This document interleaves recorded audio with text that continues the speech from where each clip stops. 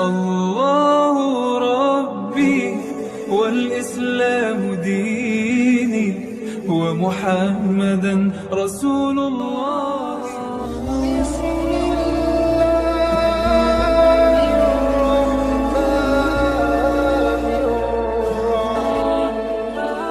Waalaikumsalam warahmatullahi wabarakatuh. Alhamdulillah, lakal hamdu ya Rabbana bil iman, lakal hamdu ya Rabbana bil Qur'an, lakal hamdu ya Rabbana bil lailatul qadr allati khairun min alfi syahr.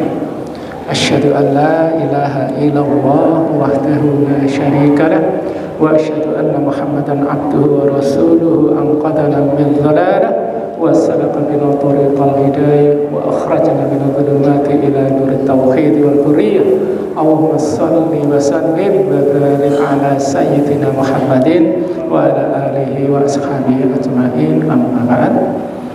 Shaimin wa shaimat, jamaah salat Isya, salat tarawih Masjid Raya Al-Insan yang dimuliakan oleh Allah Subhanahu wa taala. Alhamdulillah kita bisa melaksanakan kewajiban kita, dan kita mengharap dengan ungkapan Alhamdulillah moga-moga kewajiban-kewajiban kita diberi kemudahan hari, diberi kemudahan oleh Allah Subhanahu wa taala. Sekaligus kita mengharap moga-moga ibadah kita selama ini juga diterima oleh Allah Subhanahu wa taala. Salawat dan salam moga tercurah untuk junjungan kita, tauladan kita, panutan kita, kekasih kita, baginda Nabi Muhammad sallallahu alaihi wasallam. Dan kita mengharap moga-moga ungkapan salawat sejahtera ini adalah bentuk cinta kita kepada Rasulullah sallallahu alaihi wasallam.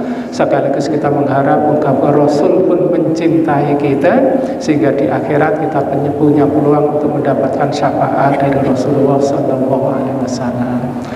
Shaimin wa shaimat yang dimuliakan oleh Allah Subhanahu wa taala, pada kesempatan kali ini ya saya diminta oleh pengurus untuk menyampaikan tema ceramah Ramadan, yaitu ikhlas di dalam beribadah. Ya, oleh karena itu Al-Fakir meminta kepada kita semua jamaah sekalian, termasuk untuk Al-Fakir sendiri, yang mulai menancapkan ke dalam diri kita tentang salah satu ayat di dalam Al-Quran. Qul inna sholati wa nusuki wa mahyaya wa mamati lillahi rabbil alamin. Ya, kita tancapkan dalam diri kita bahwa sesungguhnya sholat kita, ibadah kita, kehidupan kita, dan kematian kita ini lillahi rabbil alamin. Semuanya kita persembahkan untuk Tuhan penguasa alam ini. Dan inilah salah satu bentuk yang harus kita lakukan, yaitu mengkonsentrasikan kata-kata dan perbuatan kita hanya untuk Allah Subhanahu wa taala. Yang kemudian dalam bahasa gampang kita menafsirkan dengan kalimat ikhlas. Semua amal ibadah kita itu bisa bernilai ibadah jika salah satunya kita landasi dengan ikhlas. Fudail bin Iyad itu gurunya Imam Syafi'i.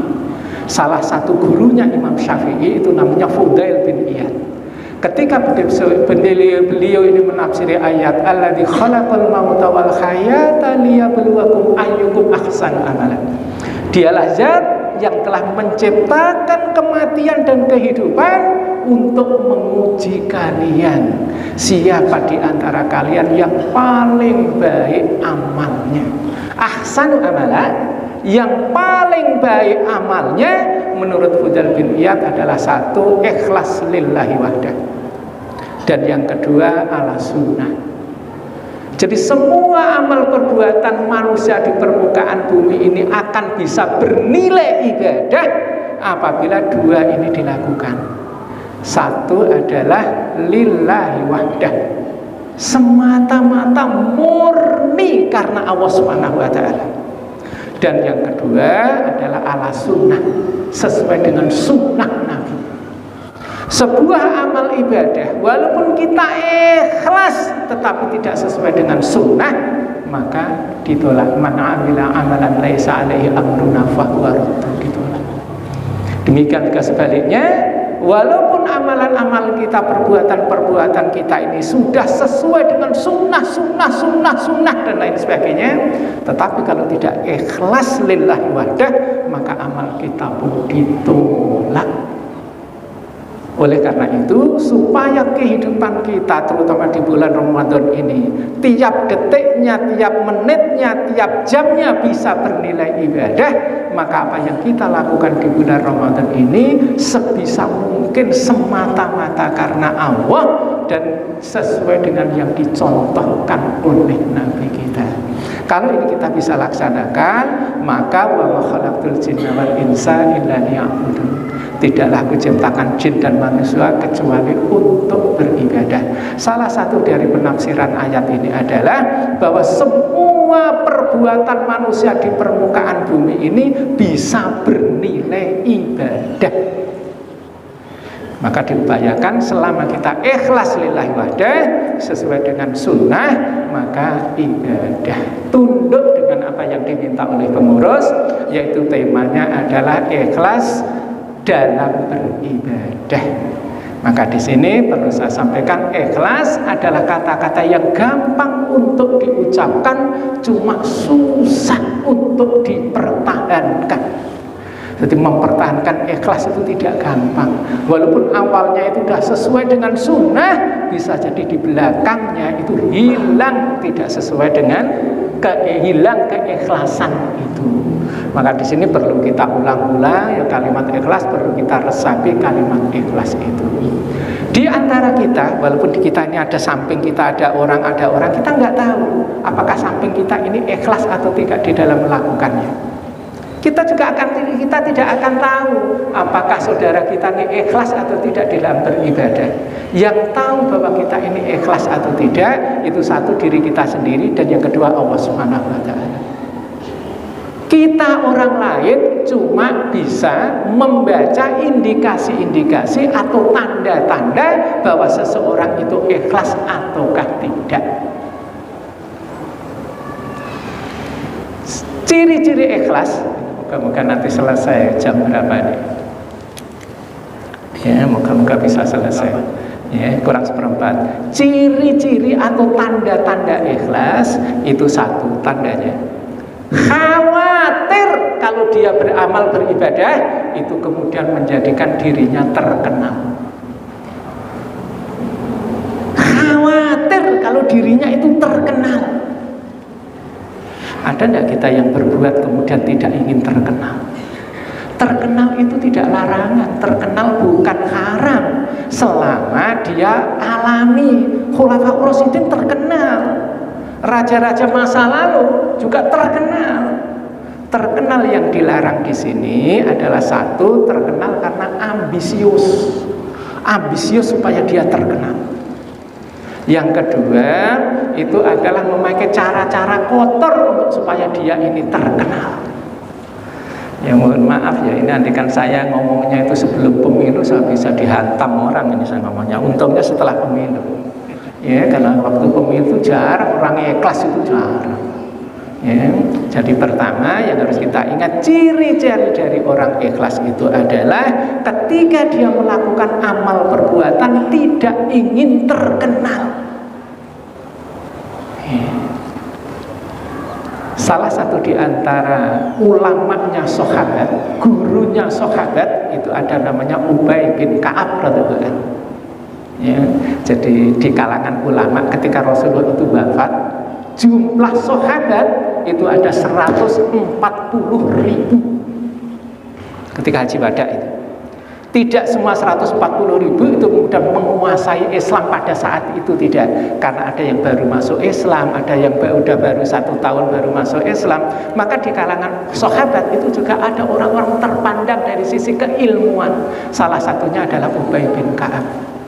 Maka kita sering mendengar ketika Umar bin Khattab itu mengalami kesulitan di dalam kehidupan memimpin ketika menjadi khalifah, itu selalu atau sering berguru kepada Ubay bin Ka'ab ini. Suatu ketika Ubay bin Ka'ab ini berjalan dengan murid-muridnya. Kemudian karena dia ini adalah seorang guru, seorang ulama terkenal di lingkungan sahabat, maka murid-muridnya itu mengikuti dari belakang. Ketika melihat gejala demikian, maka Umar bin Khattab itu mengangkat cemeti. Cemeti itu apa ya? Yang dipakai untuk melecut apa namanya itu? Cemeti lah ya. Umar bin Khattab itu mengangkat cemeti kemudian diarahkan kepada Ubay bin Ka'ab. Padahal gurunya Ubay bin Ka'ab itu. Ubay bin Ka'ab kaget dia. Wahai Khalifah, apa yang engkau lakukan sehingga engkau melakukan perbuatan seperti ini? Maka Umar bin Khattab itu mengatakan, inna hadhihi dhillatun littabi wa fitnatun lil mad'u. Kata Umar bin Khattab ini, perbuatan kayak kamu ini itu kehinaan bagi yang mengikuti dan fitnah bagi yang diikuti. Padahal ini guru, ini muridnya. Ini kan kondisi yang sebenarnya wajar. Guru dihormati oleh muridnya itu kan wajar. Di mana-mana juga begitu. Anas bin Malik tangannya pernah dicium muridnya tuh sampai bolak-balik. Ketika muridnya ditanya kenapa kamu melakukan demikian, maka kata muridnya, wahai Anas, wahai ulama, wahai kiaiku, tangan inilah yang pernah disentuh oleh Rasulullah. Saya mencium tangan kamu karena tangan ini pernah disentuh oleh Rasulullah.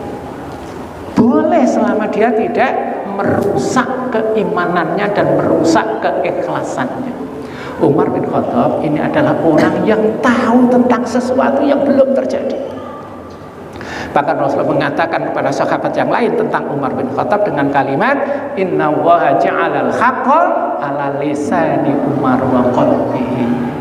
Sesungguhnya Allah Subhanahu wa taala telah menciptakan kebenaran, telah menciptakan hak kebenaran pada lisannya Umar dan pada hatinya Umar bin Khattab. Jadi Umar bin Khattab itu bisa membaca atau dia tahu. Makanya Umar bin Khattab nggak bisa ditipu yang namanya Umar bin Khattab itu. Ya. Ketika Ubay bin Ka'ab ini mendapat jawaban dari Umar bin Khattab seperti itu, Ubay bin Ka'ab membenarkan apa yang disampaikan oleh Umar bin Khattab.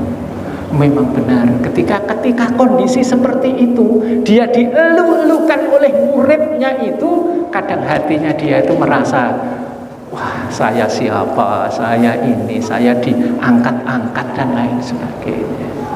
Ya, jadi ujungnya itu muncul di dalam dirinya. Alhamdulillah dia diingatkan oleh sahabatnya yaitu Umar bin Khattab. Maka ketika Umar bin Khattab mengingatkan demikian, maka Ubay bin Ka'ab bukan marah, justru bersyukur ada orang yang bisa mengingatkan sebelum kejadian itu terjadi pada dirinya. Ya Allah, ini luar biasa. Dalam kisah yang lain, Ibnu Mas'ud ini juga salah satu dari sahabat yang menjadi gurunya sahabat. Ketika berjalan dengan murid-muridnya, kemudian dia diangkat oleh muridnya. Ketika duduk dengan murid-muridnya, dia disuruh di depan sama murid-muridnya. Ketika ada tempat yang indah, tempat yang bagus, dia disuruh duduk di tempat yang bagus itu, tempat yang mulia, tamu, kehormatan dan lain sebagainya. Sampai Ibnu Mas'ud ini mengatakan, kenapa engkau melakukan seperti ini, wahai sahabat, wahai murid-muridku? Maka muridnya ini mengatakan, wahai kiai, wahai syekh, engkau adalah orang pintar, engkau sahabat, sudah layak aku memberi penghormatan seperti ini kepada engkau. Kata Ibnu Mas'ud, beliau ini berdiri sambil mengatakan kepada murid dan sahabat-sahabatnya, wahai murid-muridku dan sahabat-sahabatku, andaikan kalian tahu tentang aib-aibku, niscaya kalian tidak akan mengikuti aku. Andaikan Allah tidak menutupi aib-aibku, niscaya kalian tidak akan mau mengikutiku, menghormati aku seperti ini. Artinya Umar Ibnu Mas'ud ini itu memberi pelajaran kepada kita bahwa kita ini bisa tersenyum, kita ini bisa tertawa, kita ini bisa jalan dengan lenggang kangkung, kita bisa datang ke tempat ini, itu karena Allah menutup aib-aib kita.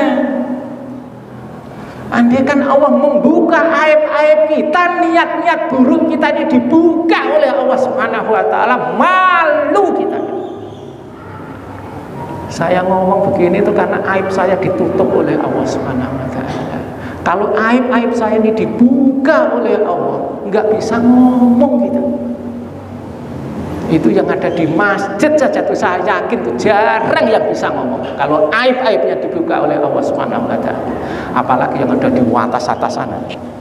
Ya. Ini bulan Ramadan, coba kita angkat ya kondisi-kondisi seperti ini. Ya, itu sebab pertama. Jadi kita bisa membaca bahwa seseorang itu ikhlas atau tidak. Indikasi yang pertama adalah yaitu orang-orang yang khawatir kalau terkenal.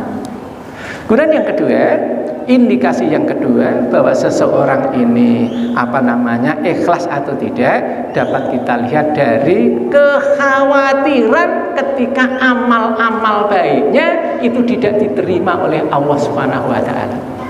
Orang ikhlas itu adalah orang yang khawatir kalau amal baiknya itu tidak diterima oleh Allah Subhanahu wa taala.